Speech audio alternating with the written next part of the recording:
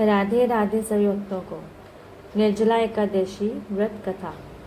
पुरानी कथा के अनुसार महाभारत काल में पांचों पांडव और द्रौपदी सभी एकादशियों का व्रत रखते थे, लेकिन भीमसेन को बहुत अधिक भूख लगती थी, जिसके कारण वह भूखे नहीं रह पाते थे और उनसे एकादशी का व्रत नहीं हो पाता था।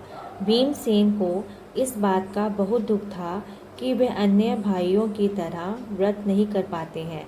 अपनी इस समस्या का समाधान पाने के लिए भीमसेन महर्षि वेदव्यास के पास गए और बोले, हे पितामह, मेरे पेट में वृक्क नामक अग्नि है, जिसके कारण मुझे हमेशा तीव्र भूख लगती है। मैं बिना खाए नहीं रह सकता।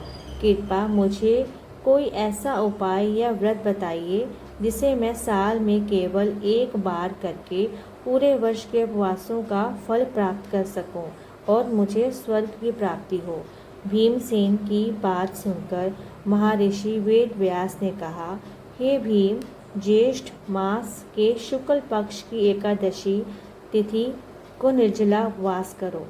इस एकादशी के दिन अन्न तो दूर, जल की एक बूंद भी ग्रहण नहीं करनी चाहिए। व्यास जी ने आगे बताया, द्वादशी तिथि के दिन सुबह स्नान करके ब्राह्मणों को दान दक्षिणा दो और भोजन कराओ। इसके बाद स्वयं भोजन करो। इस एक दिन के निर्जल व्रत से तुम्हें साल में आने वाली सभी एकादशियों का फल प्राप्त हो जाएगा। महर्षि व्यास के वचनों का पालन करते हुए भीमसेन ने ज्येष्ठ शुक्ल एकादशी का विधि विधान से निर्जला व्रत रखा। इस व्रत के अत्यंत कठिन प्रभाव से भीम के सारे पाप नष्ट हो गए। यही कारण है कि निर्जला एकादशी को भीमसेनी एकादशी भी कहा जाता है। इस व्रत को करने से मोक्ष और उत्तम लोक की प्राप्ति होती है। पूजन विधि और महत्व। इस दिन भगवान विष्णु श्री हरि की पूजा फल फूल धूप दीप और पंचामृत से करनी चाहिए।